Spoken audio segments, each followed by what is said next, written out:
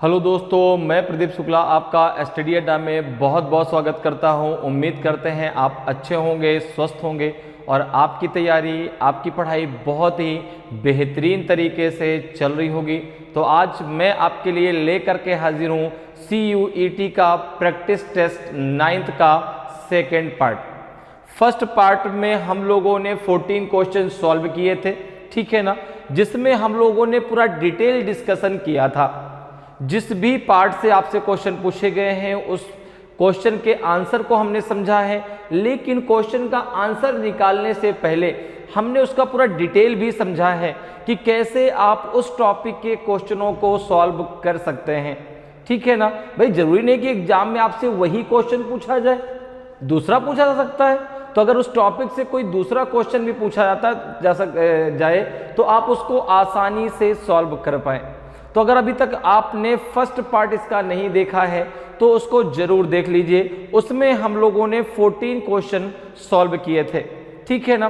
तो आपका जो CUET का एग्जाम होने वाला है मई में, ठीक है ना, UG का, उसमें आपका जनरल टेस्ट में रीजनिंग के 25 क्वेश्चन पूछे जाएंगे, ठीक है।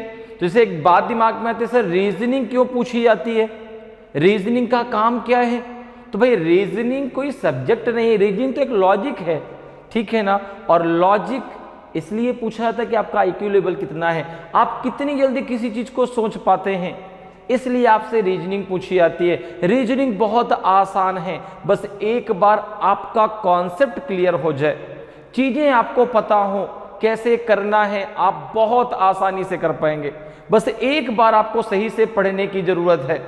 25 में 25 क्वेश्चन आप रीजनिंग के करके आएंगे, बिल्कुल जितने। इसलिए मैंने ये कॉन्सेप्ट चुना है कि भाई आपको क्वेश्चन भी कराते जाओ और आपका चैप्टर भी कंप्लीट करते जाओ, ठीक है ना। और आपको ये भी पता लगे हाँ क्वेश्चन आते कैसे हैं, उनको करना कैसे है, ठीक है। तो इसलिए जो है इस तरीके से आपका टॉपिक भी तैयार होगा और आपके क्वेश्चन भी अच्छे खासे तैयार हो जाएंगे। तो जो है अगर अभी तक आपने इसका फर्स्ट पार्ट नहीं देखा तो जरूर देख ले, जिसमें हम लोगों ने कोडिंग डिकोडिंग से भी क्वेश्चन सॉल्व किए हैं और जो है आपका सीरीज से भी और आपका क्लासिफिकेशन से और आपका एनोलॉजी से, हर टॉपिक से क्वेश्चन, ठीक है ना। आज की क्लास भी बहुत ही धमाकेदार क्लास होने वाली है। आज की क्लास में उसी के आगे क्वेश्चन हम लोग करेंगे, ठीक है ना। उसमें 14 क्वेश्चन, भाई टोटल 25 आने हैं, तो 25 क्वेश्चन का पूरा एक सेट लेके चलना है, ठीक है ना। तो उसमें 14 क्वेश्चन किए हैं, इसमें भी आपके 1-2 क्वेश्चन ज्यादा हो सकते हैं, ठीक है ना। हो सकता है 13-14 क्वेश्चन इसमें भी हो, तो आपका तो और फायदा रहेगा, भाई आपके 28 क्वेश्चन हो जाएंगे, ठीक है ना। भाई 14 वो 14 ये, तो आपके जो है 28 क्वेश्चन हो गए।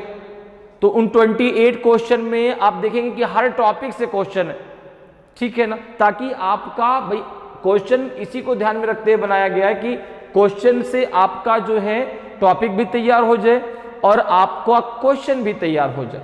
तो चलिए आज क्लास को स्टार्ट करते हैं बिना किसी देरी की।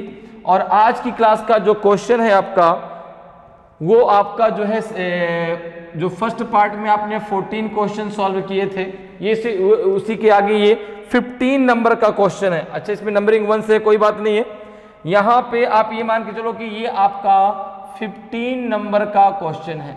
किस नंबर का क्वेश्चन है? 15 नंबर का क्वेश्चन, ठीक है ना। अब 15 नंबर का जब क्वेश्चन देखो, क्वेश्चन क्या है आपका, Vikas said that boy is the grandson of my mother's husband, I was no brother and sister, how is the boy related to Vikas. Vikas ने कहा वह लड़का मेरी माँ के पति का पोता है, मेरा कोई भाई और बहन नहीं है, लड़के का विकास से क्या संबंध है? अंकल है, सन है, नेफ्यू है कि कजिन है? तो यहां पे जरा देखो, बात हो रही है ब्लड रिलेशन की, और जैसे ही हम बात करते हैं ब्लड रिलेशन की, सबसे पहले बात होती है जेंडर की।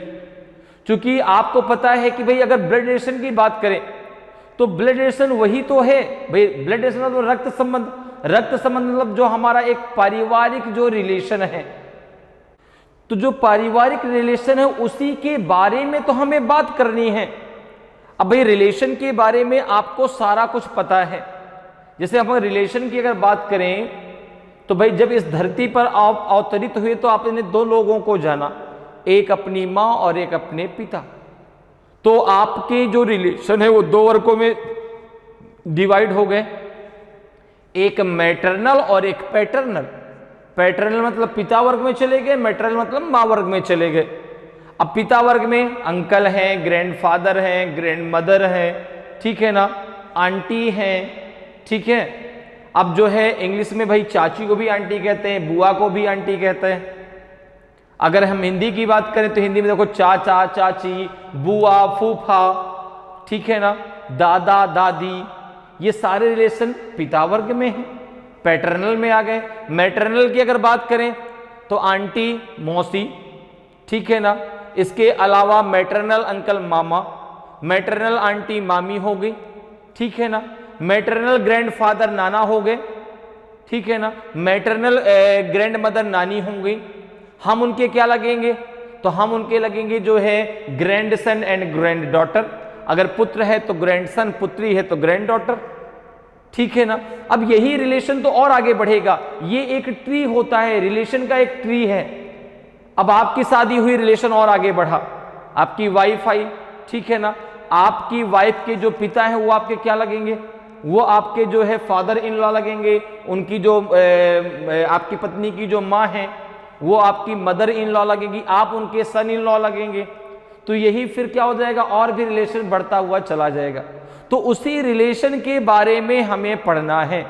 तो रिलेशन में सबसे पहली बात आपको ध्यान देनी होती है कि जब तक जेंडर डिफाइन नहीं होगा तब तक रिलेशन डिफाइन नहीं हो सकता। जेंडर डिफाइन, रिलेशन डिफाइन, ठीक है ना। अब देखो, अगर हम बात जेंडर की करें, अगर हम बात जेंडर की करें तो भाई देखो दो ही जेंडरों के बीच रिलेशन है, एक आपका मेल और दूसरा फीमेल, एक मेल और दूसरा फीमेल, ठीक है ना, स्त्री और पुरुष, ठीक है। तो अब यहां पर जब व्यक्ति की बात आती है, आपको लगता है कि ये व्यक्ति मेल है तो उसके ऊपर आप प्लस लगा दीजिए, आपको लगता है व्यक्ति फीमेल है उसके ऊपर आप माइनस लगा दीजिए, ठीक है ना। बहुत जगह आप देखेंगे कहीं सर्कल बना होता है, कहीं ट्रायंगल बना होता है, तो इसी को इंडिकेट करने के लिए बना होता है कि इससे ये क्लियर हो जाए कि हाँ भाई जिस व्यक्ति की हम बात करो व्यक्ति आपका पुरुष है कि महिला है, ताकि बार बार आपके दिमाग में कंफ्यूजन ना आए कि जब क्वेश्चन सॉल्व करने जा रहे हैं यही नहीं पता चला ये पुरुष है कि स्त्री है। इसलिए अगर आपको लगता है कि व्यक्ति मेल है तो क्या लगाएंगे? प्लस। आपको लगता है कि फीमेल है तो क्या लगाएंगे? माइनस। लेकिन जब तक जेंडर डिफाइन नहीं होगा तब तक उसके ऊपर हम कोई भी सिंबल नहीं लगाएंगे। जैसे फॉर एग्जाम्पल जरा समझते हैं, अगर मैं एक लाइन आपसे ये कहूं, एक लाइन मैंने आपसे कही कि A is sister of B. आपने कहा कि ए बी की बहन है। अब देखो मैंने क्या किया, यहां पे ए बी की बहन है तो ए के ऊपर मैंने माइनस लगा दिया, यहां पे मैंने बी को रख दिया। अब आप मुझे बताएं कि बी के ऊपर मैं ना तो प्लस लगा सकता ना तो माइनस लगा सकता। क्यों? क्योंकि भाई ए बी की बहन है ये तो आपने उससे बता दिया, लेकिन बी के बारे में आपने कुछ नहीं कहा, बी के बारे में आपने कुछ नहीं कहा। और जब तक जेंडर डिफाइन नहीं होगा तब तक हम उसके ऊपर ना तो प्लस लगाएंगे ना तो माइनस लगाएंगे। भाई बी ए की बहन भी तो हो सकती है, बी ए का भाई भी तो हो सकता है। क्लियर है? तो जेंडर जब तक डिफाइन नहीं होगा तब तक रिलेशन डिफाइन नहीं होगा। अगर मुझसे आप पूछे कि बी का ए से क्या रिलेशन है तो जगह कैन नॉट डिटरमाइन, निर्धारित नहीं किया जा सकता, कांट से नहीं कह सकते, क्योंकि मुझे बी का जेंडर ही डिफाइन नहीं है। तो ब्लड रिलेशन में आपको इस चीज को ध्यान देना है कि अगर जेंडर डिफाइन नहीं है तो रिलेशन डिफाइन नहीं हो सकता। क्लियर है? चलिए अब जरा एक बात और कर लेते हैं जो है ब्लड रिलेशन में, वो है जनरेशन की, वो है पीढ़ी, ठीक है ना। जनरेशन की बात जरा करें।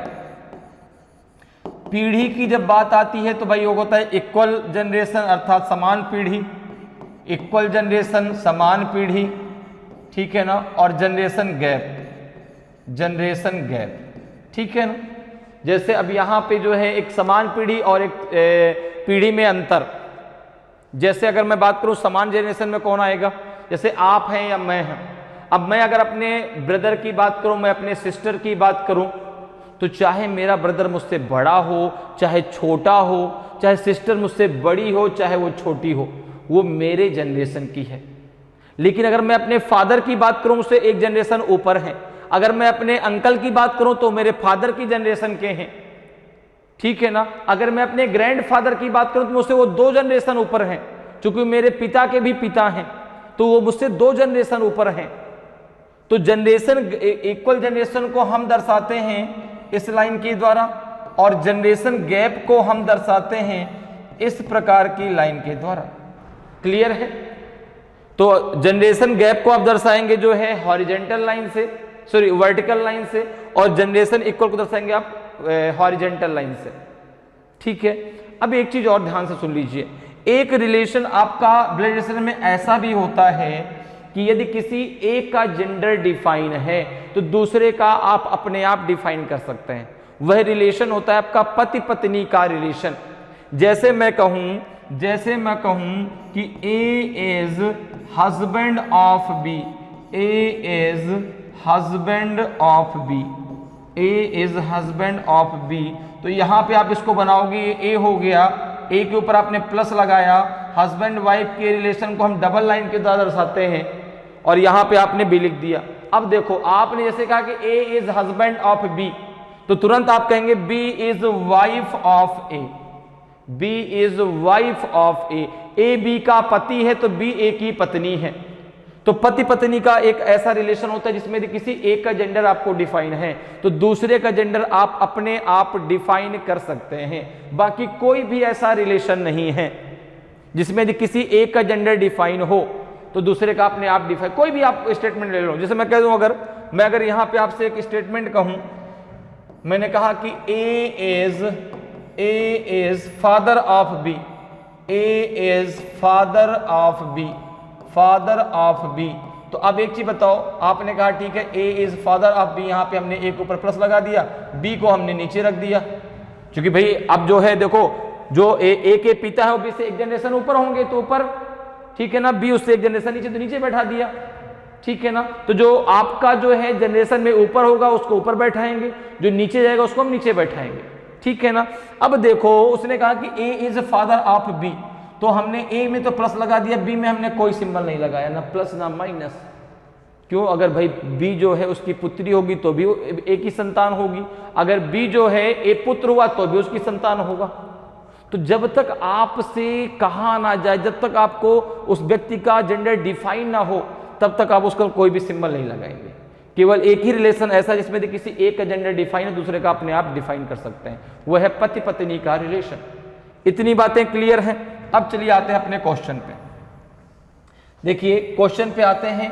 अब क्वेश्चन में अगर बात करें तो जो ये क्वेश्चन आपसे पूछा गया है, पॉइंटिंग वाइज क्वेश्चन से पूछा गया है, ठीक है ना, संकेतों पर आधारित क्वेश्चन। तो अब यहां पर देखो, अगर हम बात करें तो यहां पर आपको एक पूरी लैंग्वेज दी गई है। उसने कहा कि विकास सेड दैट बॉय, कौन बॉय? जो सामने खड़ा किसी बॉय के बारे में वो आपसे बता रहा है, ठीक है ना। आप वहां पे खड़े हैं, आपसे बॉय के बारे में बता रहा है कि विकास। अब देखो कौन कह रहा है? विकास। तो आपने क्या किया, यहां पे विकास बना लिया, ये हो गए विकास जी, ये हो गए विकास। विकास जो है, एक सामने कोई लड़का खड़ा है, जो खड़ा है उसकी तरफ आपने उसने एरो का निशान बना दिया। इस लड़के के बारे में आपको बता रहा है। क्या बता रहा है, जरा उसकी बात सुनिए। अब देखिए, मुझे नहीं पता कि ये लड़का कौन है, तो मैंने बिल्कुल बराबर में उसको रखा। क्यों? क्योंकि मुझे पता ही नहीं कि अब इन दोनों के क्या रिलेशन है। तो यहां पर देखो, विकास इस लड़के के बारे में आपसे बता रहा है। क्या कह रहा है, जरा सुनो, कि that boy is the grandson of my mother's husband, of my mother's husband. तो ये बताओ कि ये विकास है, विकास की ये माँ है, माँ के ये पति हैं, ठीक है ना, माँ के ये पति हैं। तो ये विकास की कौन है? मदर है, ये विकास की मदर है।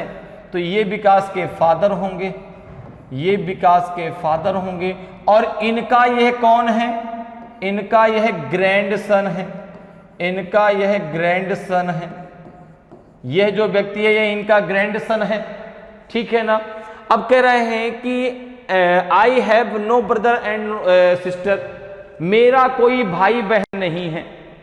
तो भैया देखो ऐसा है कि विकास का जब कोई दूसरा भाई बहन नहीं है तो विकास अपने माता पिता का ओनली सन है। विकास अपने माता पिता का ओनली सन है, इकलौता पुत्र है। जब इकलौता पुत्र है तो इन दोनों के बीच, ये जो लड़का है और विकास, इन दोनों के बीच पिता पुत्र का रिलेशन है। इन दोनों के बीच फादर और सन का रिलेशन है। फादर और सन का रिलेशन है। अब इसमें यह है कि भाई ये लड़का क्या है, विकास का पुत्र है, विकास उसका क्या है, पिता है। तो क्वेश्चन क्या पूछ रहा है कि how is the boy related to Vikas. तो जो ये लड़का है ये विकास का सन लगेगा, पुत्र लगेगा। तो यहां पे आंसर बी आपका सही आंसर होगा। बात समझ में आई? जैसा कह रहा था वैसा मैंने डायग्राम बना दिया। कैसे? उसने देखो क्या कहा, विकास ने कहा कि वह लड़का, कौन लड़का, ये सामने खड़ा है, वह लड़का मेरी माँ के पिता, ठीक है ना, मेरी माँ, तो ये विकास की माँ हो गई, विकास की माँ के पिता, सॉरी वह मेरी माँ के पति, तो विकास के माँ के पति कौन हुए, विकास के पिता हुए, ठीक है ना। का ये कौन है, ग्रैंड सन है, पोता है। तो भाई जब ये ग्रैंड सन है, ये इनका पुत्र है, ठीक है ना। तो इन, अब कह रहा है कि मेरे कोई भाई बहन नहीं है। तो जब कोई भाई बहन नहीं है तो जो विकास है वो अपनी माता और पिता का इकलौता पुत्र है। तो जब इकलौता पुत्र है तो विकास ही तो उस लड़के का पिता हुआ, तो वो लड़का इसका क्या हुआ, पुत्र हुआ। तो ऑप्शन बी आपका सही आंसर हो जाएगा। क्लियर? नेक्स्ट क्वेश्चन पे आते हैं। नेक्स्ट क्वेश्चन जरा देखिए भाई, ये क्वेश्चन आपसे पूछा गया है लॉजिकल वेन डायग्राम से, ठीक है ना। ये क्वेश्चन आपका 16 नंबर का क्वेश्चन होगा। ये 16 नंबर का क्वेश्चन आपका होगा, ठीक है ना। 15 ये 16, ठीक है। अब देखिए 16 नंबर क्वेश्चन क्या कह रहा है कि which one of the following diagrams best depicts the relationship among mountain, earth and moon. निम्नलिखित में से कौन सा आरेख पहाड़, पृथ्वी, चंद्रमा के बीच संबंध को सबसे अच्छा दर्शाता है। अब ये क्वेश्चन जो है आपसे लिया गया किस टॉपिक से, लॉजिकल वेन डायग्राम, जिसमें हम लोग जो है सेट्स के माध्यम से जो है जो वर्ड दिया तो उनके बीच रिलेशन को दर्शाना होता है। अब देखिए आपके पास 3 वर्ड दिए गए हैं, एक है आपका माउंटेन, अर्थ और मून। माउंटेन है, ठीक है ना, माउंटेन, अर्थ एंड मून। अब जरा एक चीज देखिए, इनके बीच क्या रिलेशन है, इनके बीच क्या रिलेशन है। तो आपने कहा कि भाई मून तो इन दोनों से अलग है, लेकिन अब मैं अगर माउंटेन की बात करूं तो वो अर्थ में है। भाई पृथ्वी के अंतर्गत माउंटेन आएंगे, पृथ्वी के अंतर्गत माउंटेन आएंगे, मून तो उससे अलग है ना। पृथ्वी, चंद्रमा और पहाड़, तो भाई जो पहाड़ हैं वो धरती के अंतर्गत आएंगे, लेकिन जो मून है वो इनसे अलग है, ठीक है ना। भाई एक रिलेशन को दर्शाना है। जैसे अगर मैं रिलेशन की बात करूं, जैसे मैं कह दूं मेल और फीमेल, अगर मैं कह दूं मेल और फीमेल, तो आप कहेंगे कि इन दोनों को जरा सेट्स के माध्यम से रिलेशन में दर्शाओ। तो आपने कहा ये हो गया मेल और ये हो गया फीमेल, ये हो गया मेल और ये हो गया फीमेल, दोनों अलग अलग हैं, दोनों के बीच कोई रिलेशन नहीं। अगर मैं कह दूं मेल, फीमेल और डॉक्टर, मेल, फीमेल और डॉक्टर, तो आपने कहा कि ये तो हो गया डॉक्टर, ये हो गया मेल और ये हो गया फीमेल। कैसे, जरा इसको समझो। आपने कहा मेल, फीमेल और डॉक्टर, तो भैया देखो ऐसा है कि कुछ मेल डॉक्टर होंगे, कुछ पुरुष डॉक्टर होंगे, तो कुछ महिलाएं भी तो डॉक्टर होंगी, कुछ पुरुष ऐसे भी होंगे जो मेल नहीं होंगे, डॉक्टर नहीं होंगे, ठीक है ना। तो कुछ महिलाएं भी ऐसी होंगी जो डॉक्टर नहीं होंगी। महिला पुरुष मिलकर तो डॉक्टर नहीं हो सकते, ठीक है ना, इसलिए दोनों अलग अलग बने। तो बीच में डॉक्टर हो गया, कुछ महिलाएं डॉक्टर हैं, कुछ पुरुष डॉक्टर हैं, कुछ महिला, कुछ मेल ऐसे भी हैं जो आपकी डॉक्टर नहीं है, कुछ ऐसे भी महिलाएं हैं जो डॉक्टर नहीं है। क्लियर है बात, सब समझ में आ रही है। कुछ पुरुष ऐसे हैं जो डॉक्टर नहीं है, कुछ महिलाएं भी ऐसी जो डॉक्टर नहीं है, ठीक है ना। भाई सारे पुरुष तो डॉक्टर नहीं हो सकते ना, भाई मैं पुरुष हूं लेकिन डॉक्टर नहीं हूं, ठीक है ना। तो ये सारी चीजें हैं। तो जो शब्द आपके पास दिए जाते हैं, सबसे पहले उनके रिलेशन के बारे में जो चीजें आपको पता हैं वो सोचिए कि इनके बीच रिलेशन है क्या, फिर उसको सेट्स के माध्यम से दर्शाने की खुद से कोशिश करिए, कैसा क्या डायग्राम बन सकता है। जैसे अगर मैं बात करूं तो अर्थ है, मून है और आपका माउंटेन है। तो देखो यहां पर क्या है, अगर मैं यहां पे देखूं तो भाई ये हो गया अर्थ, ये हो गया अर्थ, ये हो गया माउंटेन। माउंटेन अर्थ के अंतर्गत आएंगे और मून आपका इससे अलग है, मून आपका अलग है, तो मून आपका अलग हो गया। तो यहां पे आंसर देखो कौन सा ऐसा डायग्राम बना है, तो आपने कहा ऑप्शन बी आपका सही आंसर होगा, ऑप्शन बी आपका सही आंसर हो जाएगा। ऑप्शन बी में देखो बना है, बाहर वाला क्या हो गया आपका अर्थ, ठीक है ना, ये अर्थ हो गया, ये आपका माउंटेन हो गया, ये आपका मून हो गया, तो ऑप्शन बी आपका सही आंसर हो जाएगा। क्लियर है। नेक्स्ट क्वेश्चन पे आते हैं। नेक्स्ट क्वेश्चन जरा देखिए भाई, क्वेश्चन जो है आपका पूछा गया है किससे, डाइस टॉपिक से। किससे पूछा गया है, डाइस टॉपिक से। अब देखो अगर हम डाइस की बात करते हैं तो डाइस एक आपका 3D डायग्राम होता है जिसमें आपकी 6 सरफेस होती हैं, 8 कॉर्नर होते हैं, ठीक है ना, और 12 एजेस होती हैं, ठीक है ना। तो हम डाइस में केवल सरफेस की बात करते हैं, तो टोटल आपकी 6 सरफेस होती हैं, ठीक है ना, और 1 to 6 नंबर आपके क्लियर होते हैं, ठीक है ना। अगर इनके अलावा कुछ और आता है, कोई सिंबल बन के आता है या कोई जो है यहाँ पर किसी का नाम लिख के आता है, कोई कलर नेम लिख के आता है, तो 6 के 6 आपको पता होने चाहिए। लेकिन यदि कोई आपका जो है डायग्राम उस सीक्वेंस में बनाया जाता है कि भाई 1 to 6 के सीक्वेंस में, तो आप उसमें बता सकते हैं कि हाँ यहाँ पे इतने डायग्राम होंगे, क्योंकि 1 to 6 नंबर आपके क्लियर होते हैं कि भाई अगर इनमें से कोई भी एक नंबर मिसिंग है तो बता सकते हैं कि हाँ यहाँ पे ये नंबर आएगा, ठीक है ना। अब देखो क्वेश्चन को सबसे पहले रीड करते हैं। क्वेश्चन में दिया है कि a 2 position of a dice are shown below, which number of triangle is at top when there are 2 triangles at the bottom. एक पासे की 2 स्थितियां नीचे दिखाई गई हैं, त्रिभुज की कौन सी संख्या शीर्ष पर है जबकि नीचे 2 त्रिभुज हैं। अब देखो आपको बताना है कि भाई जो आपका जो है टॉप पे होगा, टॉप पे कितने ट्रायंगल होंगे यदि जो है बॉटम में 2 ट्रायंगल हों। अब यहां पर देखो ट्रायंगल बने हैं, ठीक है ना। अब ट्रायंगल की अगर हम बात करें तो देखो यहां पे कितना है 1 2 4, यहां पे कितना है आपका तो 6 5 और 1, तो ये 1 2 3 4 5 6 के उसमें जो है सीक्वेंस में बनाए गए हैं। तो आप कह सकते हैं कि यहाँ पे 1 to 6 जो है आपके यहाँ पर यूज किए गए हैं, ठीक है ना। 1 to 6 आपका जो है उसी सीक्वेंस में तो ट्रायंगल बने, ठीक है। अब जैसे अगर मैं इसको नंबर में कन्वर्ट कर लूं, और एक बात और समझिए कि डाइस हमेशा एक होता है, उसकी कंडीशन, उसकी पोजीशन कितनी भी हो सकती है, 2 3 4 5 6, लेकिन डाइस हमेशा एक ही होता है, ठीक है ना। अभी तक एग्जाम में मैक्सिमम 4 पोजीशन पूछी गई हैं, ठीक है ना। जो भी अदर एग्जाम हुए हैं उसमें डाइस की मैक्सिमम 4 पोजीशन तक पूछा गया है, ठीक है ना। लेकिन इस बात को ध्यान रखना है कि आपका डाइस एक ही होता है, और अगर जो है मोर देन 2 पोजीशन आ जाए, 2 से अधिक पोजीशन दी गई हो, तो हमेशा 2 रूल लगते हैं। कौन सा, कोई एक नंबर कॉमन हो, किन्हीं भी 2 स्थितियों को आप ले लीजिए जिनमें कोई एक नंबर कॉमन हो या कोई 2 नंबर कॉमन हो।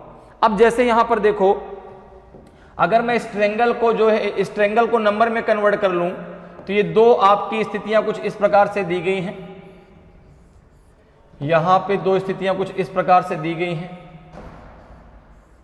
ये फर्स्ट, ये सेकंड। मैंने क्या किया, ट्रायंगल को नंबर में कन्वर्ट कर लिया। तो देखो यहाँ पे 2 ट्रायंगल है तो मैंने 2 लिखा, यहाँ पे 1 है, यहाँ पे 4 है, इधर कितने हैं आपके ऊपर 6 हैं, इधर 5 है, इधर 1 है।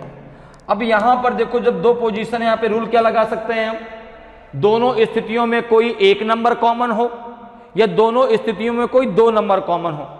जब भी कभी दोनों स्थितियों में कोई 2 नंबर कॉमन हो जाए, जैसे मैं एक एग्जांपल से आपको बता दूं, अगर कभी आपको ऐसा दिख जाए 2 नंबर कॉमन का रूल कैसे होता है, जैसे सपोज करो 2 पोजीशन कुछ ऐसी दी गई हैं, ये फर्स्ट पोजीशन, ये सेकंड पोजीशन, यहां पे है आपका 2 3 और 4, यहां पे है आपका जो है 1 4 और 2, कुछ इस प्रकार से अगर दी जाए तो यहां पे डायरेक्ट आप निकाल सकते हैं दोनों में 2 अंक कौन से कॉमन है। देखो यहां पे 2 4 2 4 यहां है, इनकी सरफेस कॉमन है कि सरफेस डिफरेंट है, इससे कोई फर्क नहीं पड़ता। ये मैं आपको रूल बता रहा हूं, क्या बता रहा हूं, रूल, 2 अंक कॉमन वाला, दोनों कॉमन अंकों को हमने निकाल के बाहर कर दिया, यहां का बचा 1, यहां का बचा 3, 1 का अपोजिट क्या हो जाएगा 3, क्योंकि आपको हर बार अपोजिट ही बताना होता है, ठीक है ना। तो अब जैसे यहां पे हम एक नंबर कॉमन हो तो कैसे करेंगे, जैसे यहां पर देखो 1 दोनों में कॉमन है, आप देख रहे हैं दोनों में क्या कॉमन है, 1 दोनों में कॉमन है, तो जो अंक कॉमन है उसको बेस मान के दोनों पोजीशन को क्लॉकवाइज मूव करा दीजिए। जैसे देखो पहले को हमने कराया तो यहां पे 1 लिखा, 1 के बाद जब क्लॉकवाइज घुमाएंगे तो ऐसे घुमाएंगे, ऐसे, तो 1 के बाद 2 आएगा, 2 के बाद 4 आएगा। दूसरे में देखिए यहाँ पे 1, 1 के बाद क्या आएगा 5 आएगा, 5 के बाद आपका 6 आ जाएगा। तो देखो यहाँ पे 2 के नीचे 5 आ गया, 4 के नीचे 6 आ गया, तो 2 का अपोजिट 5 हो गया, 4 का अपोजिट 3 हो गया। मैंने पहले ही आपसे शुरुआत में कहा है कि जब भी 1 to 6 नंबर की बात होगी तो ये एक सीक्वेंस में होते हैं, तो एक नंबर कौन सा आपका यहाँ पे मिसिंग है 3, तो 1 का अपोजिट क्या हो जाएगा 3, 1 का अपोजिट क्या हो जाएगा 3, तो 2 का अपोजिट 5, 4 का अपोजिट 6। तो यहाँ पे देखो आगे 2 ट्रायंगल अगर नीचे हैं, ठीक है ना, अगर बॉटम में है तो टॉप पे कितने ट्रायंगल होंगे, टॉप पर आपके 5 ट्रायंगल होंगे, क्योंकि 2 के अपोजिट क्या जा रहा है 5, तो आपके जो है टॉप में कितने ट्रायंगल होंगे 5 होंगे, तो ऑप्शन डी आपका सही आंसर हो जाएगा। क्लियर है, बात मेरी समझ में आ रही है। हमने इसलिए इसको नंबरिंग में कन्वर्ट कर लिया, क्योंकि भाई जो आपके नंबर ऑफ ट्रायंगल दिए गए 1 to 6 के सीक्वेंस में दिए गए, अगर यहाँ पर किसी का नाम होता, कोई और आपका डायग्राम बना होता तो रूल यही लगता, रूल यही लगता, बस यहाँ पे हमको 6 के 6 पता होने चाहिए, ठीक है ना। 1 to 6 नंबर आपके कंफर्म होते हैं। क्लियर है, समझ में बात आ रही है। चलिए आगे बढ़ते हैं, अगले क्वेश्चन पर आते हैं। अगला क्वेश्चन है आपका जो है ये आपका रिपीटेड सीरीज से क्वेश्चन है। देखिए, which one set of letters when sequentially placed at the gaps in the given letter series shall completed. अक्षरों को समूह दी गई अक्षर श्रृंखला में रिक्त स्थानों पर क्रमिक रूप से रखे जाने पर इसे पूरा करेगा। अब आपके सामने ये एक सीरीज दी गई है कुछ नंबर्स की, इसे हम रिपीटेड सीरीज भी कहते हैं। कोई एक आपका जो है पैटर्न बन गया, बार बार वही रिपीट हो रहा है। अब जैसे यहाँ पे है आपका BR, फिर है आपका डबल डैश, फिर है NB, फिर डैश, फिर O, फिर डैश, फिर NB। अब आपको बताना है कि ABCD में से कौन सा यहाँ पे, कौन से लेटर यहाँ पे फिल किए जाएंगे ताकि ये जो है एक पैटर्न आपका कंप्लीट हो जाए। तो यहाँ पे जरा देखिए, अब यहाँ पे आपका B है, फिर R है, फिर डबल डैश है, फिर NB है, फिर आपका डैश है, फिर O है, फिर डैश है, फिर N है, फिर B। अब देखो यहाँ B के बाद R आया है, B के बाद यहाँ पे R है, तो B के बाद R यहाँ पर भी तो होगा, सीरीज के माध्यम से इसको आपको भरना है। अब देखो B के बाद यहाँ R है, तो B के बाद हमने यहाँ भी R भर दिया, N के बाद B है, N के बाद यहाँ पे B है। अगर हम यहाँ से W और ले लें, देखो यहाँ से एक ब्राउन नाम का वर्ड ये बन जाएगा, BROWN, ब्राउन हो जाएगा ना यहाँ पे, तो यहाँ तक लो पूरा BROWN ब्राउन बन जाएगा। अगर हम यहाँ भी ब्राउन बनाए तो BROWN यहाँ भी बन जाएगा। भाई BR, अब यहाँ R के बाद देखो यहाँ O है तो R के बाद यहाँ भी O आएगा, O के बाद यहाँ W हमने फिल किया तो यहाँ भी देखो क्या बन गया ब्राउन, ये ब्राउन बन गया, ये ब्राउन यहाँ भी अब बच गया, उसको छोड़ दीजिए। अब देखिए यहाँ पे क्या है, आपको क्या भरा गया, तो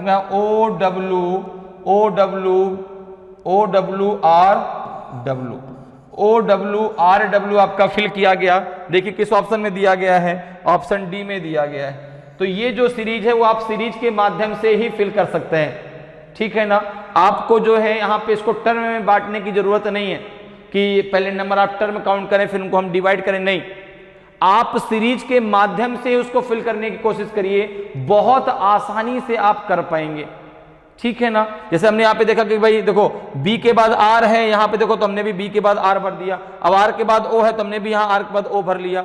अब W की वजह से W भर दिया तो यहाँ पे बन गया ब्राउन, जब ये ब्राउन बन गया तो यहाँ भी ब्राउन बन रहा है, बाद लास्ट में B छूट गया, आगे जब बढ़ता तो फिर से ब्राउन बनता, तो यहाँ पे आपका ऑप्शन डी आपका सही आंसर हो जाएगा। क्लियर है। नेक्स्ट क्वेश्चन पे आते हैं। नेक्स्ट क्वेश्चन देखिए भाई, नेक्स्ट क्वेश्चन है आपका जो है ये किस नंबर का क्वेश्चन होगा, तो आपने कहा कि भाई ये क्वेश्चन हो जाएगा आपका किस नंबर का, देखो जरा यहाँ पे हो गया, ये हो गया आपका, ये हो जाएगा आपका 15, 16, तो ये हो जाएगा आपका 17, ये हो जाएगा 17 नंबर का क्वेश्चन, और ये हो जाएगा आपका 18 नंबर का क्वेश्चन, ये हो जाएगा आपका 80 नंबर का क्वेश्चन।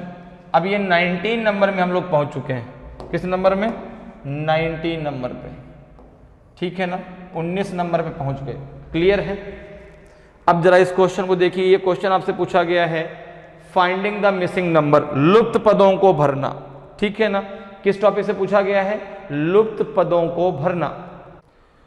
तो देखिए सबसे पहले क्वेश्चन को रीड करते हैं। क्वेश्चन देखिए क्या कह रहा है कि find the missing number if same rule is followed in all the 3 figures, ठीक है ना। लुप्त संख्या ज्ञात कीजिए, तीनों आकृतियों में समान नियम का पालन किया जाता है।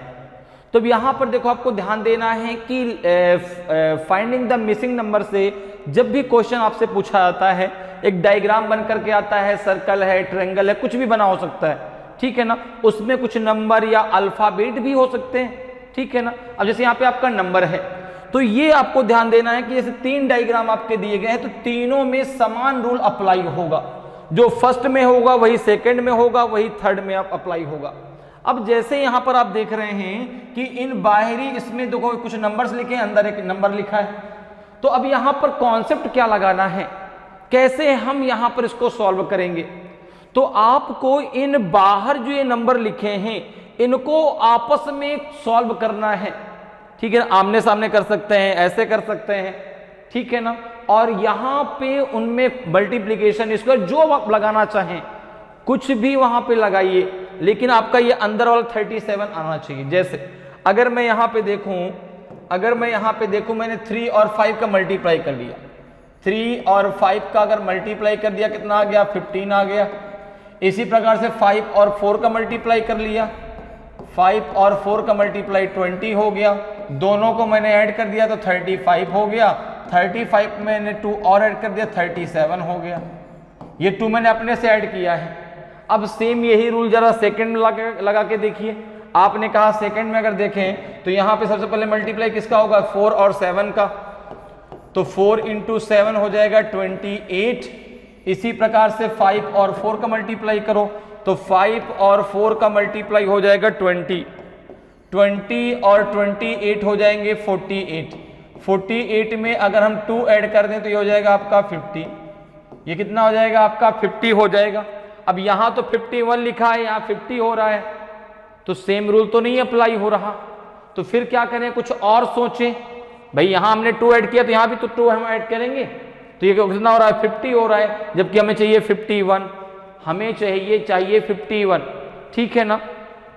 इसलिए ये तो आपका सही नहीं है। अब जरा और सोचते हैं क्या हम कर सकते हैं, और क्या कर सकते हैं। तो आपने कहा कि अब देखो अगर फ्रंट का मल्टीप्लाई कर दें, इस 3 का इस 4 से कर दें, तो 3 इंटू अगर हम 4 करते हैं, इसको हमने फर्स्ट मान लिया, इसको हमने सेकेंड, और ये है हमारा थर्ड फिगर, ये है हमारा थर्ड फिगर। सबसे पहले हम बात करते हैं फर्स्ट की, सबसे पहले हम बात करते हैं फर्स्ट की। अब फर्स्ट में अगर हम 3 से 4 का मल्टीप्लाई कर लें, ठीक है ना। अभी हमने 3 से 5 का मल्टीप्लाई करके देखा, नई बात बनी। अब हम 3 से 4 का करके देखते हैं क्या होता है। तो 3 × 4 कितना हो जाएगा आपका 12, और 5 × 5, 5 × 5 ये कितना हो जाएगा 25। इन दोनों को जरा ऐड कर दो, इन दोनों को जब ऐड करेंगे तो ये हो जाएगा 27। 12 25 कितना हो जाएगा 37, सॉरी, कितना हो जाएगा 37, कितना हो जाएगा 37। देखो बीच में 37 दिया गया है। जरा सेकंड में देखिए, यही वाला रूल लग रहा है कि नहीं लग रहा सेम। तो आपने कहा सेकंड की अगर बात करें तो सेकंड में क्या हो जाएगा 4 × 4, 4 × 4 कितना हो जाएगा आपका 16, और 7 × 5, 7 × 5 ये हो जाएगा 35।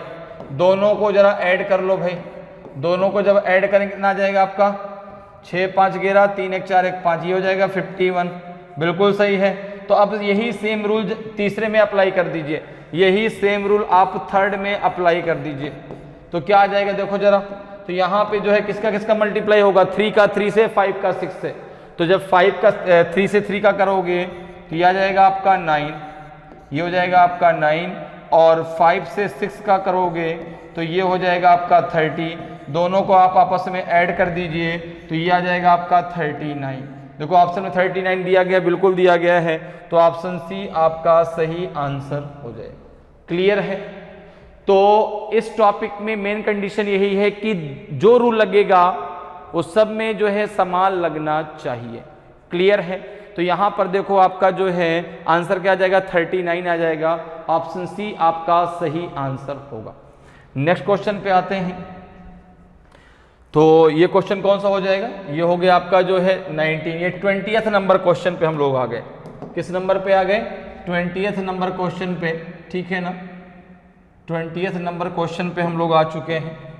ये 20वें नंबर का क्वेश्चन है, ठीक है ना। क्लियर है? 20th नंबर का, क्योंकि हम लोग जो 9th आपका प्रैक्टिस टेस्ट है उसी का सेकेंड पार्ट पढ़ रहे हैं। फर्स्ट पार्ट में हम लोगों ने 14 क्वेश्चन सॉल्व किए थे, ये उसका सेकेंड पार्ट है, ठीक है ना। तो उसी के आगे हम लोग क्वेश्चन सॉल्व कर रहे हैं, क्योंकि हम लोगों ने पूरा एक 25 क्वेश्चन का पूरा एक ग्रुप बना रखा है कि भाई 25 क्वेश्चन हमें करने, ताकि आपके दिमाग में रहे कि हाँ भाई 20 के 25 हमें करना है, एक भी हमें स्किप नहीं करना। जबकि उसमें आपके टोटल 75 क्वेश्चन आएंगे, 25 मैथ से, 25 रीजनिंग से, 25 आपके जनरल नॉलेज से, जिसमें आपको केवल 60 क्वेश्चन करने हैं। 15 क्वेश्चन आपको लेफ्ट करने हैं, लेकिन वो रीजनिंग में नहीं करने। रीजनिंग में टोटल क्वेश्चन आपको करके आने हैं, 25 में 25, और सारे के सारे सही भी करेंगे आप, ये मेरा वादा है आपसे। बस जितना मैं पढ़ा रहा हूं ना उतना पढ़ते रहिए, ठीक है ना। एक बार उसका रिवीजन करते रहिए, बस उससे बाहर कुछ नहीं जाएगा। अब देखिए इस क्वेश्चन पे आते हैं। ये क्वेश्चन है आपका सीरीज से, नंबर सीरीज से, ठीक है ना। किस टॉपिक से है, नंबर सीरीज से है, ठीक है ना। सीरीज टॉपिक से है, उसमें नंबर सीरीज भी है, अल्फाबेटिकल सीरीज भी है, ठीक है ना। तो ये आपका नंबर सीरीज से है। अब देखो यहाँ पे दो आपको सीरीज दी गई है। Select the correct alternative from the given ones that will complete the series. दिए गए विकल्पों में से उस विकल्प का चयन कर जो श्रृंखला को पूरा करे। अब श्रृंखला का मतलब होता है एक पैटर्न फॉलो होना चाहिए, एक पैटर्न फॉलो होना चाहिए। उस ऐसा पैटर्न कि मुझे आगे ना बताना पड़े कि क्या आएगा, अपने आप समझ जाओ। जैसे मैं अगर बात करूं 1, 1 के बाद 2, 2 के बाद 3, अब आगे मुझे बताने की जरूरत है, आपको पता है आगे क्या आएगा, सर 4 ही आएगा, आगे क्या आएगा, 5 आएगा। तो ये एक पैटर्न फॉलो होना चाहिए, ठीक है ना। वो जो पैटर्न होगा, ठीक है ना, वो एक सीक्वेंस लेके चलेगा, ताकि आपको पता चले कि हाँ आगे ये आएगा, मुझे वहां पे बताने की जरूरत आपको नहीं पड़ेगी। तो आपका जो है वहां पर वो सीरीज बनती है। अब जैसे यहां पर देखो ये आपका दिया गया, आपको पैटर्न यहां पे खोजना है कि ऐसा क्या पैटर्न यहां पे चल रहा है, ऐसा क्या नियम यहां पे लागू है। तो यहां पर देखो जैसे आपका 1 है, 1 के बाद आप देखें 2 है, 2 के बाद फिर से 2 है, फिर आपका 4 है, फिर आपका 3 है, फिर 8 है, फिर 7 है, फिर 10 है, फिर यहां पे क्या आएगा आपको बताना है। अब देखो जब आपको इस प्रकार से सीरीज दी जाए, कोई नंबर बार बार रिपीट हो रहा हो, तो आप वहां पे अल्टरनेट पे ज्यादा ध्यान दीजिए। जैसे यहां पे देखो 1 के बाद फिर से 2 आ गया।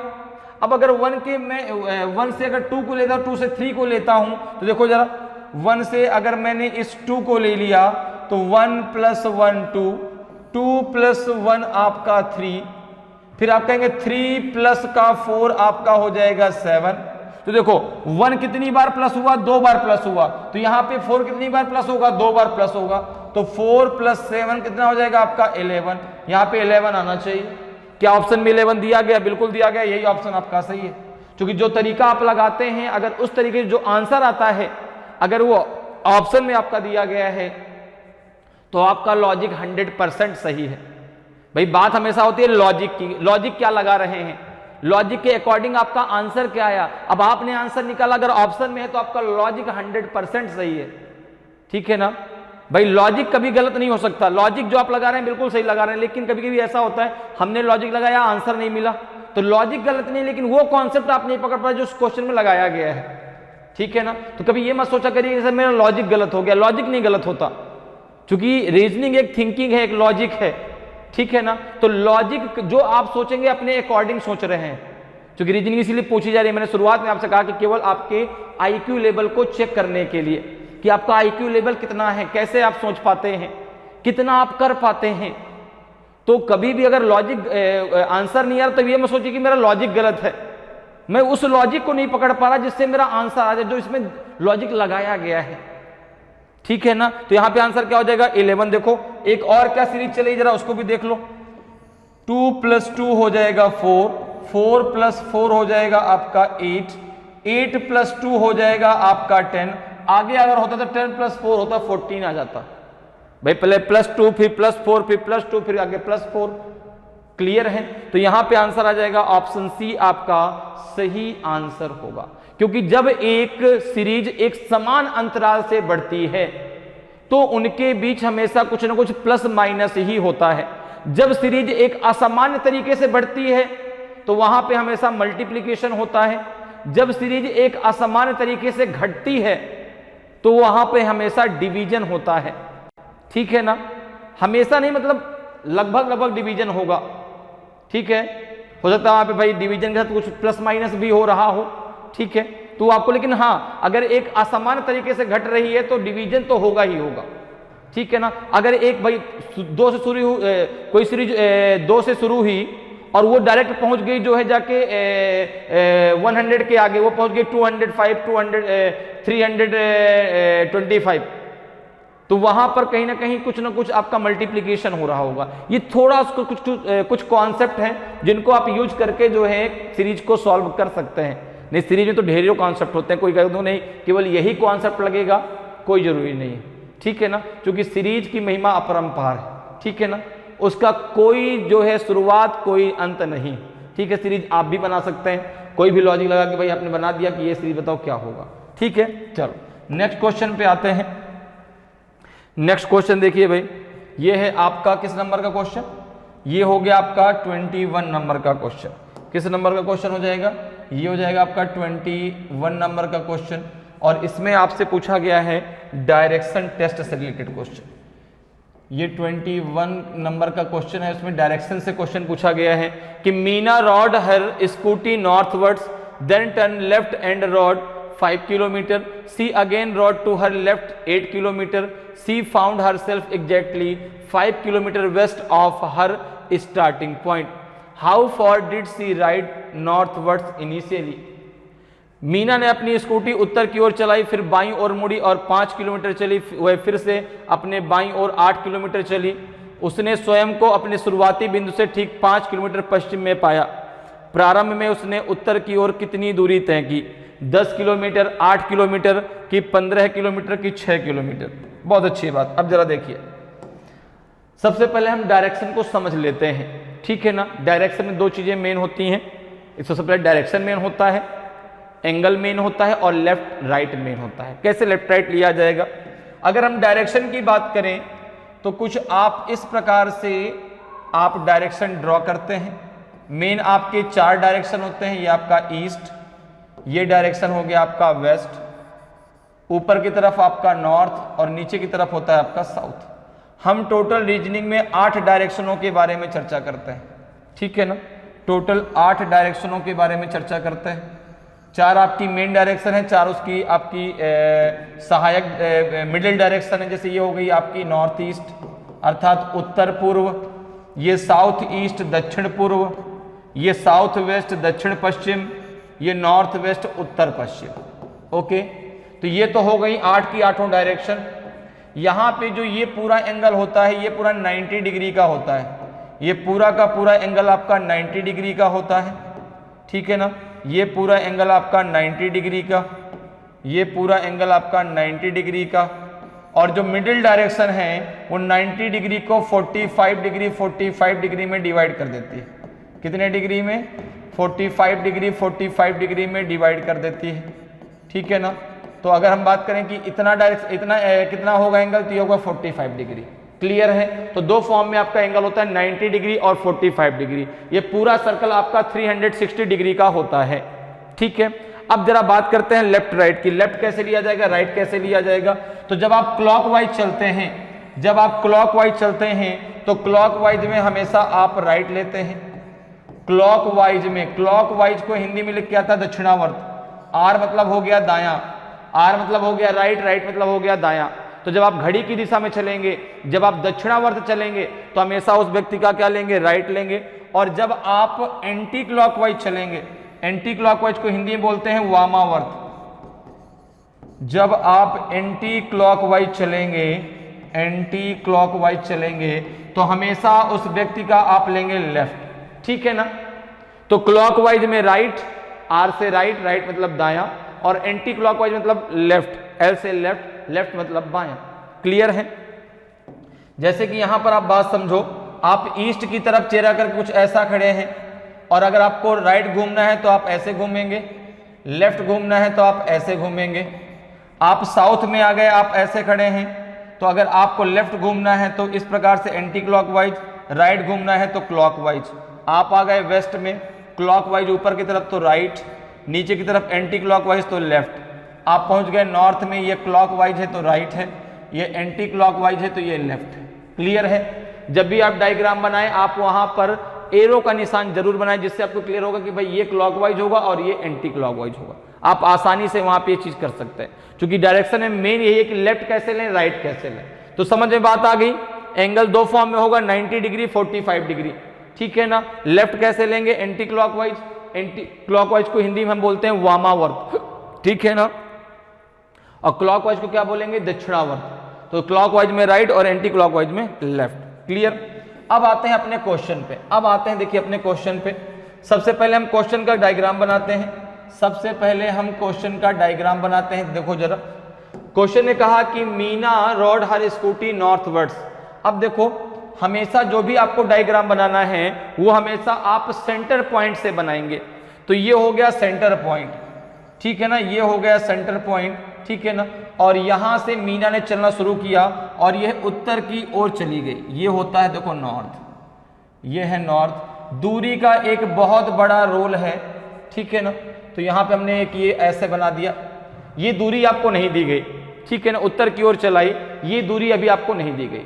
फिर कह रहा है कि then turn left and rode 5 kilometre. अब देखो ये जा रहा है नॉर्थ में, एंटी क्लॉकवाइज में लेफ्ट होगा तो इधर की तरफ लेफ्ट मुड़ जाएगी, ठीक है ना। ये हो जाएगा लेफ्ट आपका, ये आपका जो है लेफ्ट इधर की तरफ होगा ऐसे, और ये जो दूरी है ये है 5 किलोमीटर, ये दूरी है 5 किलोमीटर। ओके। फिर देखो क्या कह रहा है, she again rode to her left 8 kilometre. फिर इसके बाद वो है 8 किलोमीटर फिर से लेफ्ट मुड़ी। तो देखो जरा, अब यहां से वो जा रही है कहां, वो जा रही है वेस्ट में। अब जब आपकी जो है वो है लेफ्ट मुड़ेगी तो नीचे की तरफ मुड़ेगी। अब देखो, और दूरी कितना चलती है, 8 kilometre. She found herself exactly 5 kilometre west. तो देखो जब यहां पर वो आ गई, यहां पर वह लेफ्ट मुड़ी तो इस प्रकार से मुड़ी और बिल्कुल उसके बराबर में आ जाएगी। क्यों?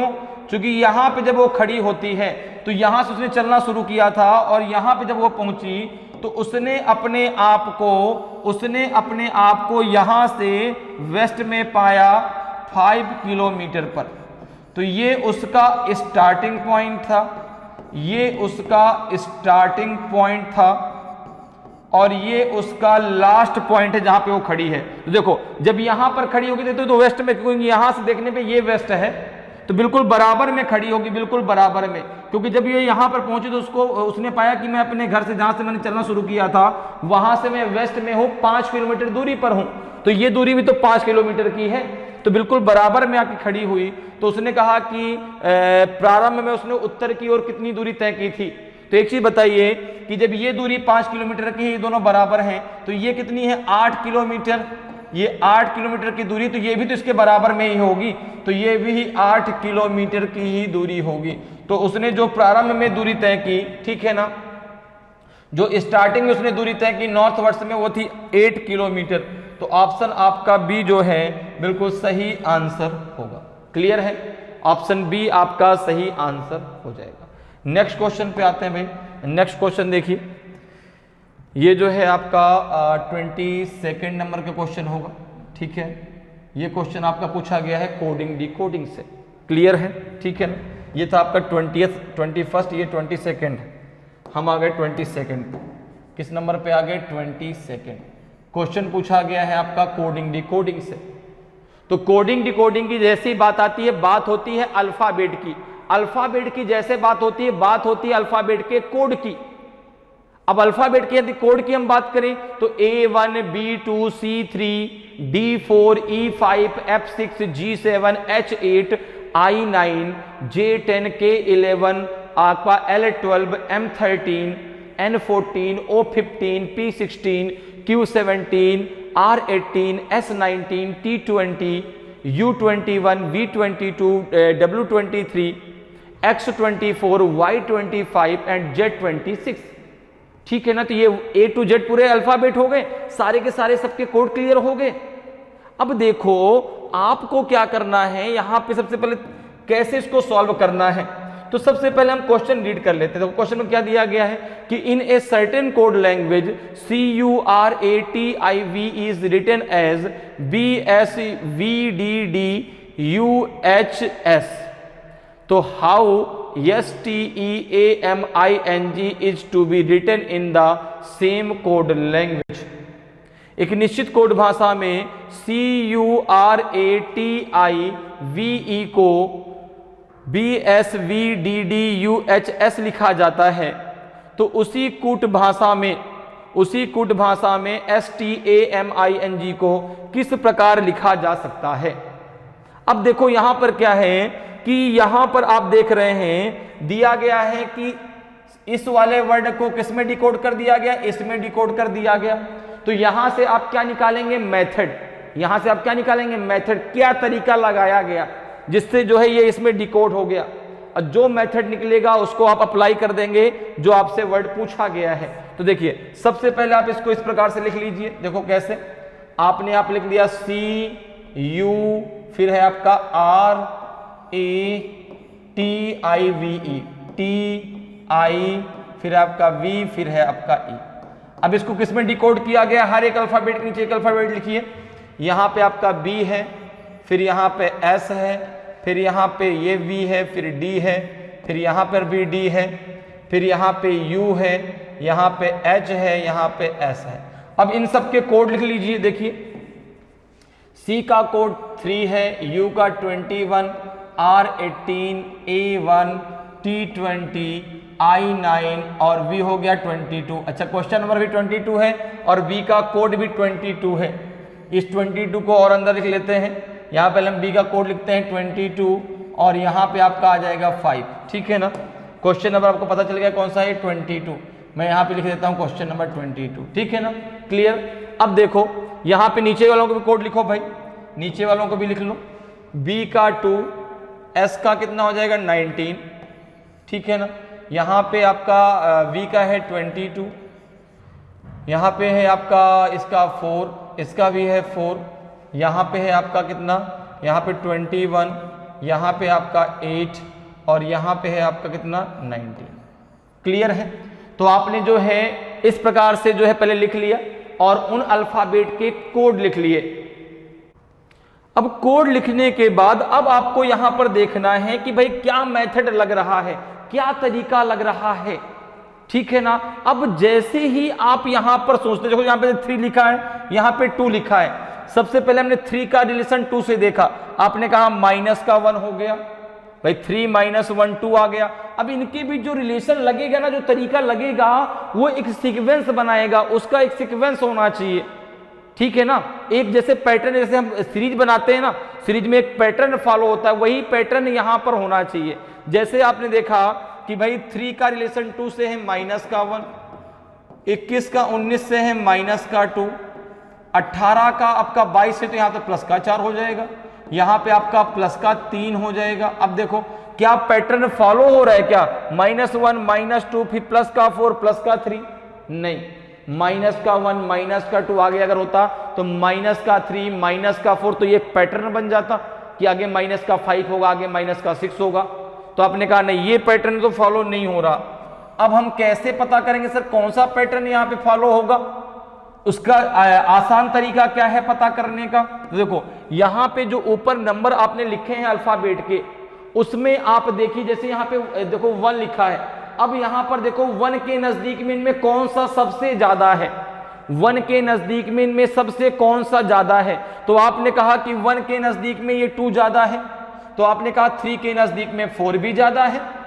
भाई 1 हमने यहां पे देखा कि 1 के नजदीक में 2 ज्यादा है, 1 में अगर हम 1 ऐड कर दें तो 2 आ जाएगा, तो आपने कहा 3 में 1 ऐड कर दें तो 4 आ जाएगा, 80। अब देखो जैसे ही आपने इसको यहां से बनाया तो इसको आपने यहां से बनाया तो इसको तुरंत यहां से दिमाग में आ गया, कि भाई अगर 1 + 1 2 हो जाएगा तो 3 + 1 4 हो जाएगा, तो 18 + 1 19 हो जाएगा, 21 प्लस आपका 22 हो जाएगा।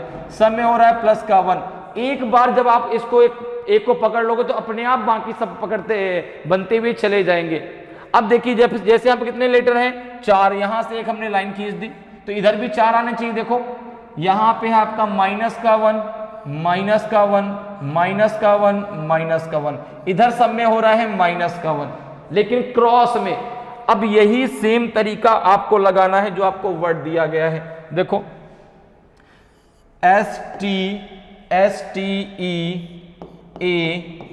STEAMING।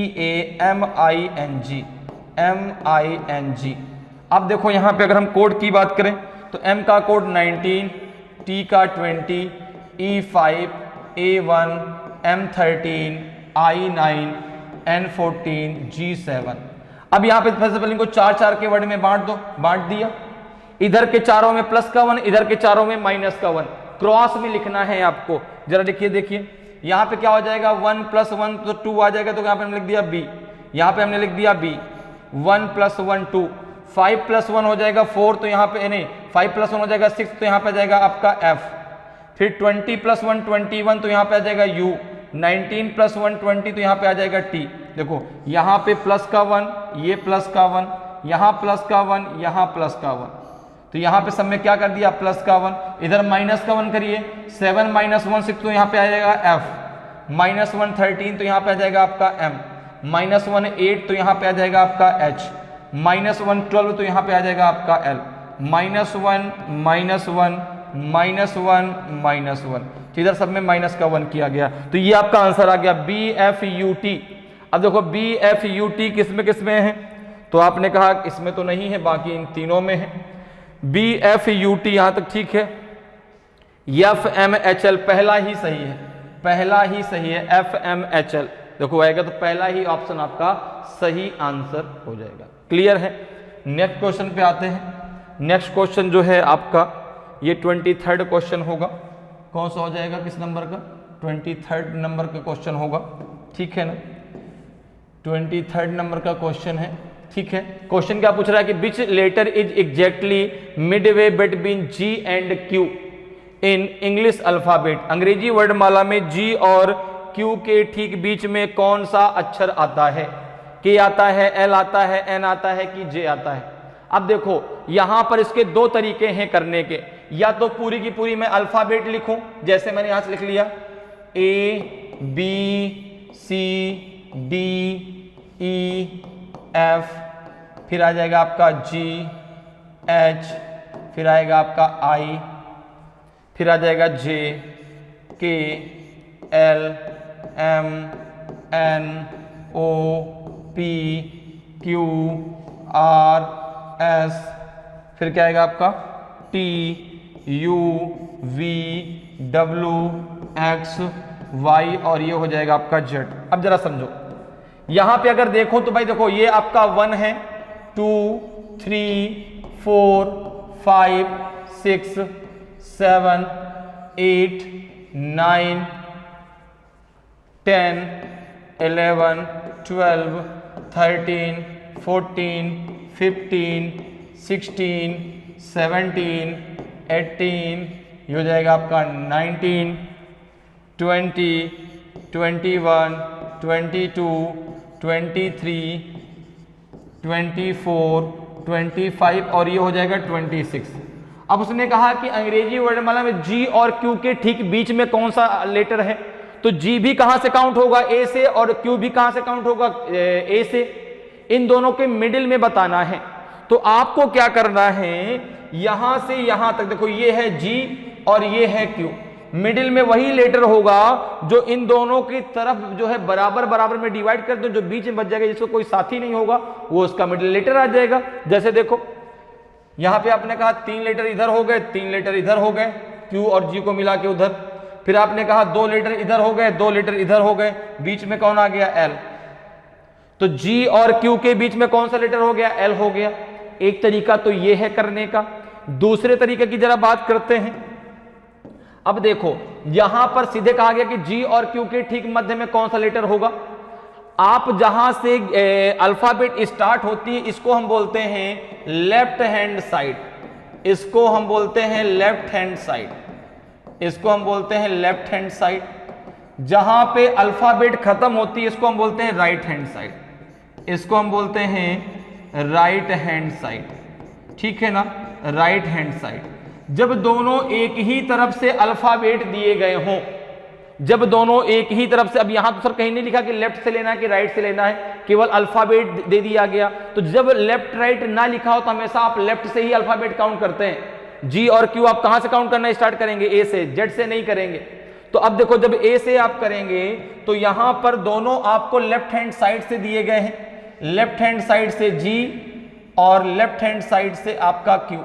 तो लेफ्ट हैंड साइड से जी का कोड कितना है 7, लेफ्ट हैंड साइड से क्यू का कोड कितना है 17। देखो कितना है आपका जी का 7 और क्यू कितना है 17।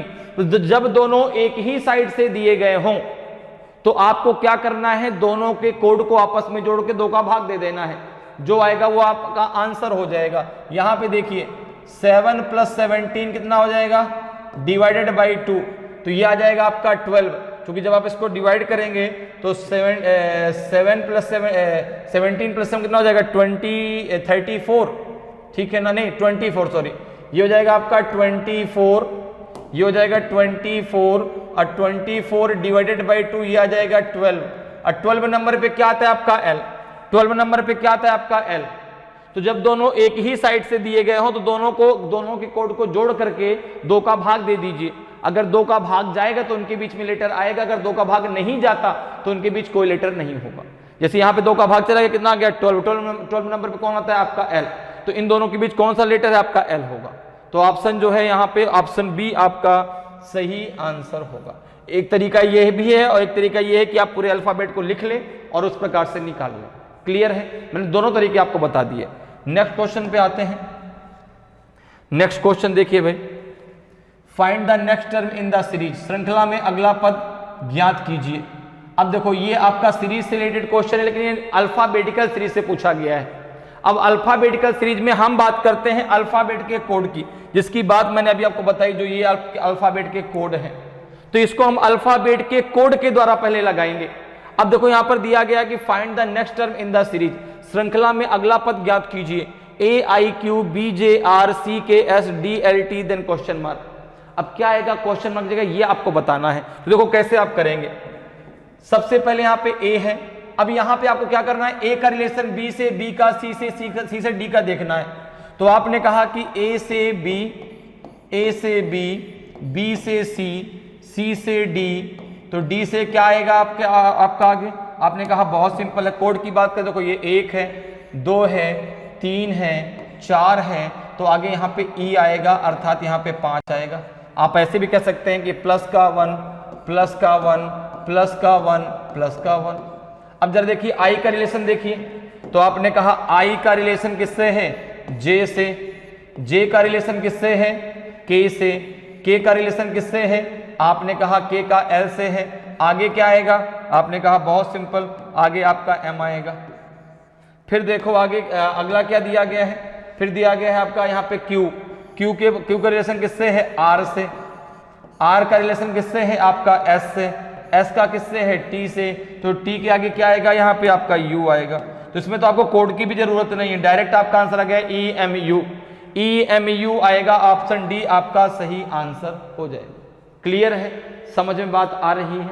चलो आगे बढ़ते हैं, अगले क्वेश्चन पर आते हैं। अगले क्वेश्चन का आंसर बताइए भाई, अगले क्वेश्चन का आंसर बताइए। क्वेश्चन आपका डायरेक्शन टेस्ट से पूछा गया है। किस टॉपिक से, डायरेक्शन टेस्ट से पूछा गया है। मैंने अभी आपको 8 के 8 डायरेक्शन बताए हैं, मैंने आपको उसके बीच का एंगल भी बता दिया है और लेफ्ट राइट कैसे लेना है ये भी बताया है। तो अब देखो ये जो क्वेश्चन है वो आपका एंगल से रिलेटेड क्वेश्चन पूछा गया है।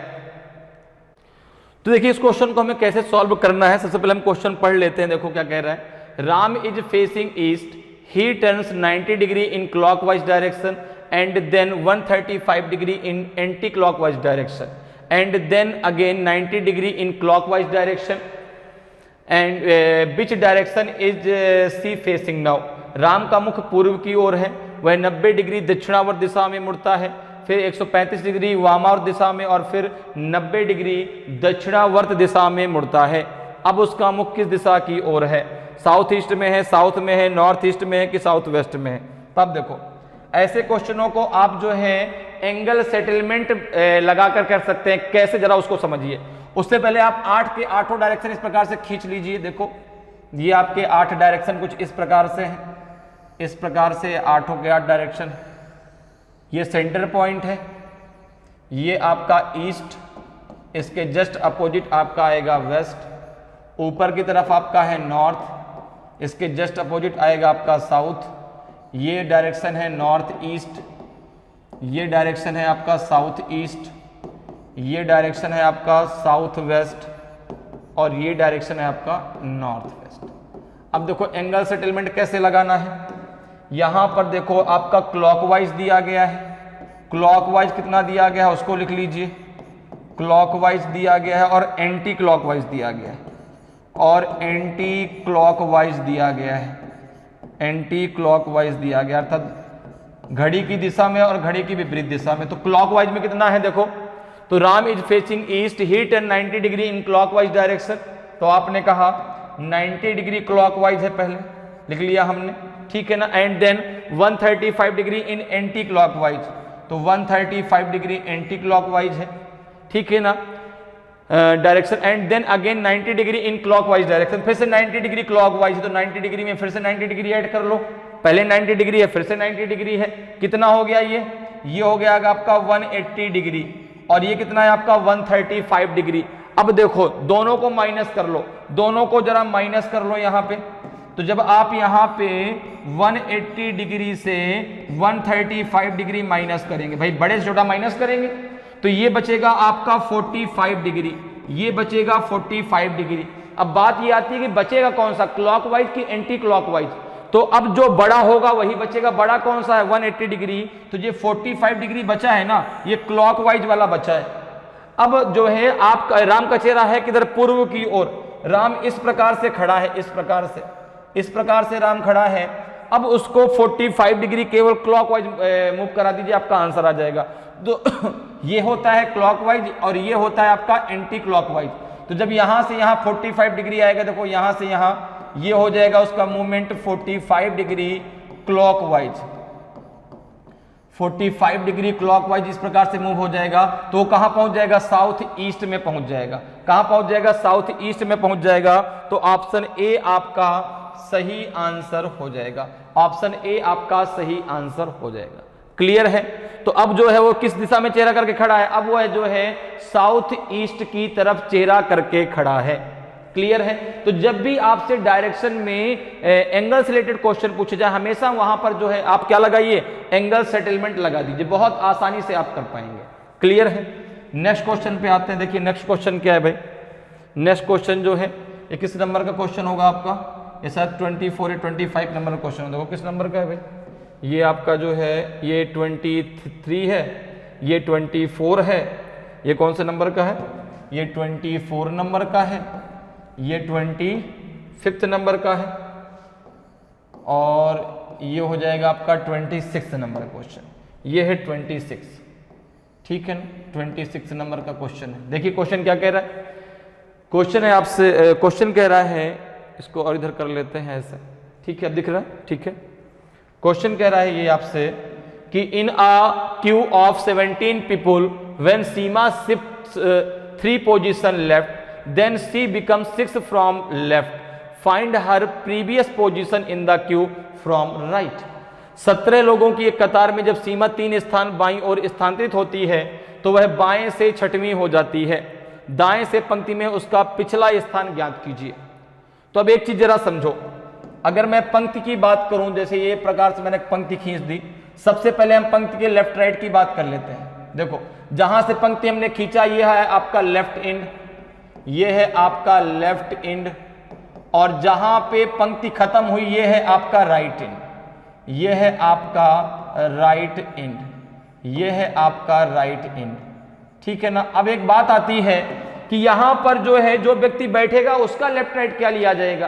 तो यहां पर जो भी व्यक्ति बैठेगा, चाहे वो 17 लोग हो, चाहे वो 20 लोग हो, चाहे कोई भी हो, ठीक है ना, उसका जो लेफ्ट राइट होगा वो हमारे आपके लेफ्ट राइट के समान होगा। ये मेरा राइट है तो उसका भी राइट ये होगा, ये मेरा लेफ्ट है तो उसका भी लेफ्ट यही होगा, ठीक है ना। तो उसका जो लेफ्ट राइट लिया जाएगा वो हमारे आपके लेफ्ट राइट के समान होगा। अब देखो क्वेश्चन क्या कह रहा है, कतार में जो है, अब ये क्वेश्चन जो है रैंकिंग टेस्ट से पूछा गया है। रैंकिंग टेस्ट में जब एक व्यक्ति की बात आती है तो हम वहां पे फार्मूले का प्रयोग करते हैं, n equals to l plus r minus का 1। क्या करते हैं, n equals to l plus r minus का 1। सर ये n क्या है, n दर्शाता है total number of student, l दर्शाता है place value from left end, r दर्शाता है place value from right end. अब देखिए यहां पर जो है टोटल स्टूडेंट कितने हैं, 17 लोग हैं। अब जब मीना को 3 स्थान उसके बाईं ओर खिसकाया गया, when Seema shift 3 position left, तो अब यहां पर देखो एक बात जरा समझो, ये एक लाइन है, ये एक लाइन है, ये एंड आपका लेफ्ट एंड है, ये उसका राइट एंड है। सीमा यहां कहीं बैठी थी, सीमा यहां कहीं बैठी थी, यहां पर, ठीक है ना, सीमा यहां बैठी थी, ये सीमा है। सीमा का लेफ्ट क्या होगा, आपने कहा सीमा का ये होगा राइट और ये होगा लेफ्ट, ये होगा लेफ्ट, ठीक है ना। अब जब उसको 3 स्थान बाईं ओर खिसकाया गया, मतलब उसको पीछे ले गए, उसको इधर की तरफ ले गए, इधर की तरफ कितने स्थान, 3 स्थान लेके गए, तो जो है वह लेफ्ट से कितना हो गई, 6वीं हो गई। मतलब वो यहां कहीं बैठी थी और यहां पर जब आई 3 स्थान जब उसको खिसकाया गया तो यहां पे 6वें नंबर पे हो गई। ये है लेफ्ट एंड, ये है लेफ्ट एंड, ध्यान रखिएगा ये लेफ्ट एंड है, ठीक है ना। तो जब उसको लेफ्ट खिसकाया गया तो वह लेफ्ट कितनी हो गई, 6वीं। तो उसकी रियल पोजीशन तो ये थी ना, उसकी रियल पोजीशन ये थी। तो अगर मैं बात करूं कि रियल पोजीशन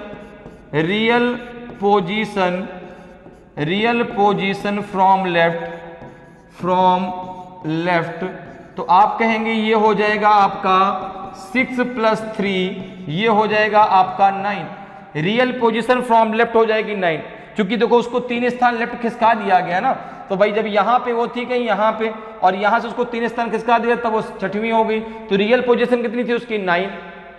अब देखो आपको n की वैल्यू पता है, आपको n की वैल्यू पता है, n कितना है, आपने कहा n बराबर हो जाएगा आपका 17। आपको l की वैल्यू पता चल गई रियल की, l कितना है आपका 9। तो आपको यहाँ पे r की वैल्यू निकालना है। अब आपको यहाँ पे r की वैल्यू निकालना है तो r बराबर क्या हो जाएगा, n + 1 माइनस का l। तो n कितना है आपका 17 प्लस का 1 और माइनस का हो जाएगा 9, तो ये हो जाएगा आपका कितना 18 माइनस का 9, ये आ जाएगा आपका 9। तो यहाँ पे जो उसका पिछला स्थान था, क्योंकि ये उसका पिछला स्थान था, ये उसका अब स्थान है, तो पिछले स्थान के हिसाब से उसका जो राइट हैंड साइड से स्थान रहेगा वो रहेगा 9। तो ऑप्शन आपका क्या रहेगा, सी ऑप्शन आपका सही आंसर हो जाएगा। क्लियर है, समझ में बात आ रही है। तो इसका आंसर क्या हो जाएगा आपका, ऑप्शन सी आपका सही आंसर हो जाएगा। तो इस प्रकार से आप बहुत आसानी से और कम समय में रीजनिंग के क्वेश्चनों को सॉल्व कर सकते हैं। उम्मीद करते हैं कि आज क्लास आपको बहुत अच्छे से समझ में आई होगी। अगर आज की क्लास आपको अच्छी लगी हो, आज का वीडियो आपको अच्छा लगा हो और अभी तक आपने वीडियो को लाइक नहीं किया तो वीडियो को लाइक जरूर करें। अगर आप नए हैं और अभी तक आपने चैनल को सब्सक्राइब नहीं किया तो चैनल को सब्सक्राइब जरूर कर लें, ताकि आपको क्लास की जानकारी समय समय पर मिलती रहे और आपकी तैयारी बेहतरीन तरीके से चलती रहे। तो आज इतना ही, फिर मिलेंगे। जय हिंद, जय भारत।